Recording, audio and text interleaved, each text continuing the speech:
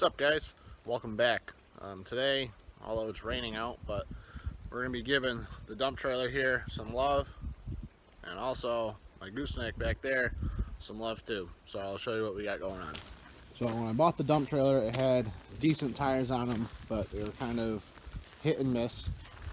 And my gooseneck there has probably 10,000 or so miles on it. Still has some decent tires, but I've been wanting to get something a little bit heavy duty to prevent the sidewall rollover when you turn, and I'll show some clips of that so you know what I'm talking about. But the other weekend I was using the dump trailer and, well, had a blowout. So my plan originally was to take the tires off the gooseneck, put them onto the dump trailer, and then get new wheels and tires for the gooseneck, since that's what gets most of the miles put on it, and it's usually always highway miles and away from home, versus the dump trailer, which gets used locally and usually just around town. So that's exactly what we're going to do. So we're going to be taking tires off of that, mounting them on there, taking two wheels and tires off of there, getting them mounted with new tires for spare tires, and then a whole set of new heavy duty tires gets put onto the gooseneck. So what you can see is, so I got the truck and trailer turned here, decently tight, and you can see how this front tire is starting to lean in at the bottom where it's kind of scraping, and the back one's going the opposite direction, and you can see the scrub mark right there in the asphalt. So the trailer's empty, and you can see that the tires are starting to roll over themselves already, and you can only imagine once there's a load on it, that amount of twist becomes even more obvious, and it's actually kind of scary looking, the amount that it rolls over.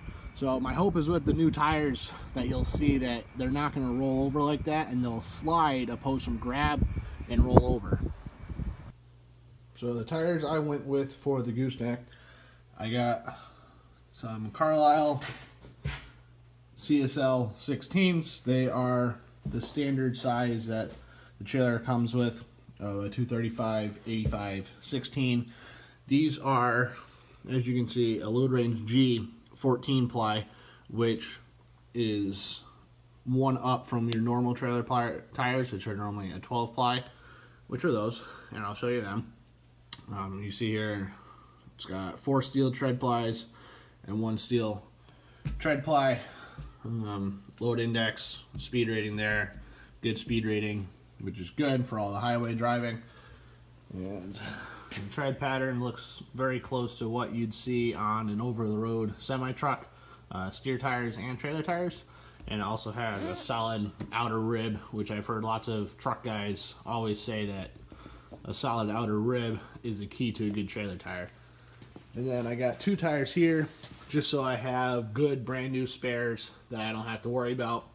Pretty much bought the cheapest tires that I could get, because in theory I'll never have to use them, and they're just going to sit. So these are just some Trailer King tires. These are load range, where's this thing? Here it is. Hold on.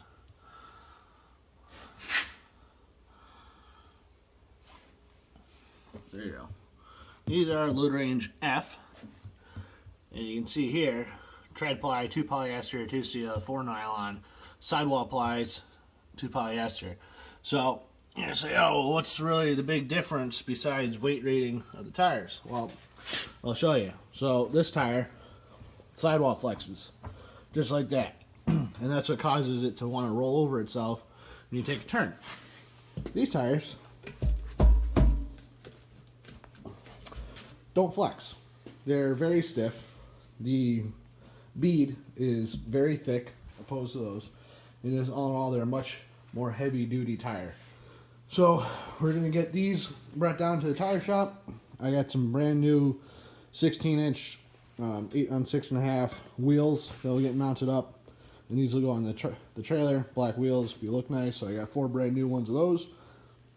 And we'll take 2 off of the dump trailer to get the spares mounted up with. So let's go do some work in the rain, and we'll get some tires taken off the dump trailer, loaded up in the truck, and brought down to the tire shop.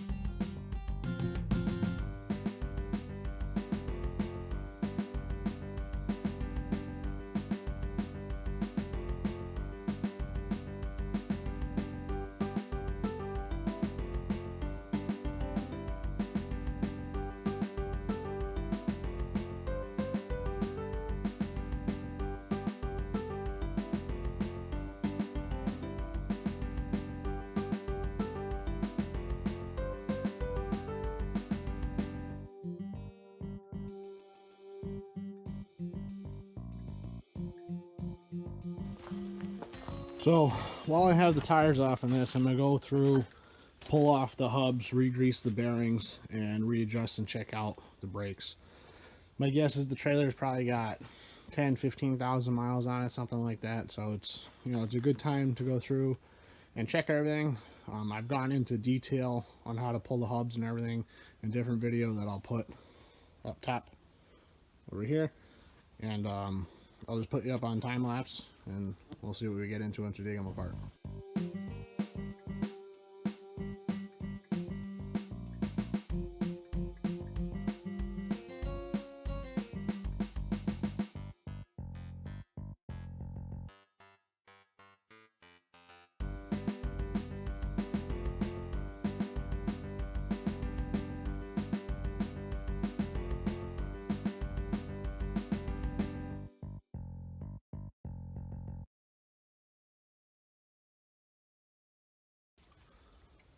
So while I had the brakes apart, I wanted to go through and double check to make sure that the magnets are working for the brake system. So what I found out, I have my meter up here, I have it grounded, and there's this black wire and this black wire here is connected to battery, and then you're out to your brakes. So if I connect to here, you can see I have voltage, and obviously no brakes are applied, so I have nothing there. And what I found is that when I pulled my brake away like that, I should have power at that far left terminal to complete the circuit. So you check there, and no power. So the breakaway doesn't work, and what I found, I'll try to get it in the video, just not going to focus, I'll take a picture of it and I'll put it in, is that the two contacts inside the box are not touching, therefore there's no power getting through there. So I got to replace one of those, and we're going to replace it, and that way we can go through and double check to make sure that the rest of the brakes work while we have everything apart, and also be able to readjust the brakes.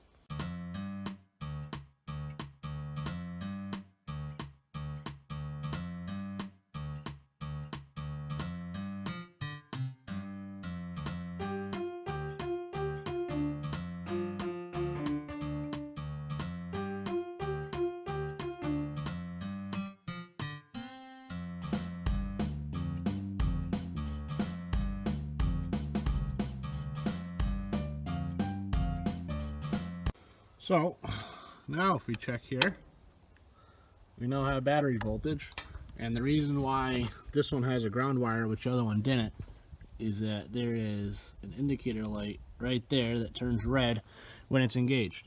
So now you can go out back here where we have another issue, and that is this one works. Magnet works on this one. On this one, magnet doesn't work. So we gotta trace back the wiring here and figure out what the issue with that is. So what I found back here is the ground is rotted off, and there's a scotch lock on the other side. So we're gonna replace the scotch lock with something that's watertight, fix up that ground, and then we'll be able to go to the other side there and double check to make sure we have power. And if we're getting power over there, that means we got power on this side, but when we pull this side apart, we'll still double check to make sure that the magnets are working. So I went ahead, replaced all the connectors with nice heat shrink stuff, got rid of the extra joints that they had in there, and then sprayed some sealer onto that ground. And I checked everything, and everything works now. So you can go replace the connectors on that one, replace the connectors on that one, and replace the connectors up there. Because if one broke like this one is, and the rest of them are on their way out. So now's the time to do it.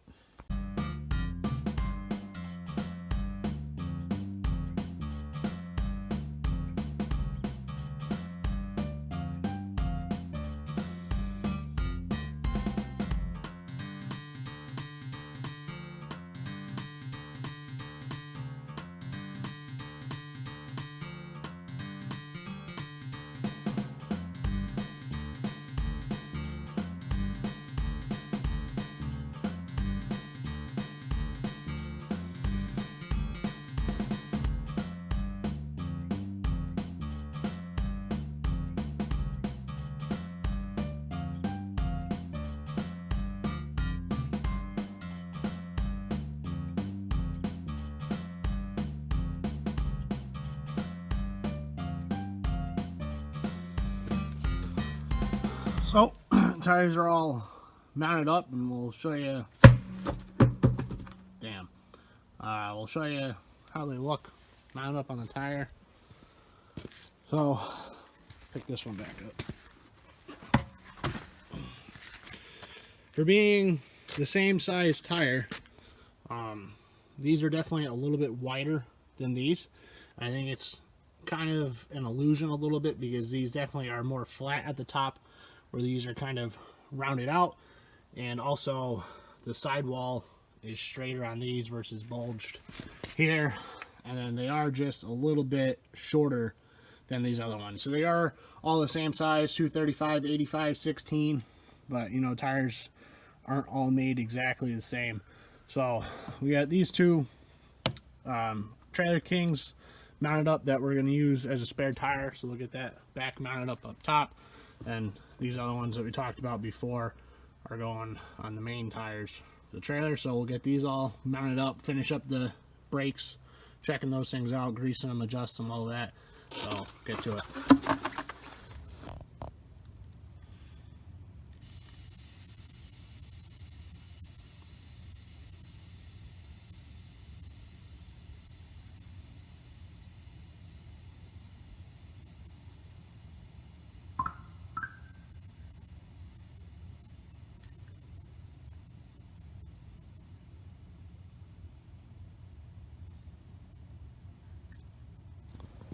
So new tires are mounted up on the gooseneck, all tire shined, aired up, and all that. Still gonna mount the spare, but we'll do that after.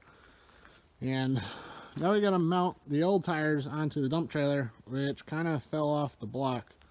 Obviously it's loaded. I didn't feel like unloading it, and when I let the jack down in the back, it lifted the front end up off the wheel, off that block of wood, and kind of spun over. So I gotta get this thing back squared up so I can get a jack under it.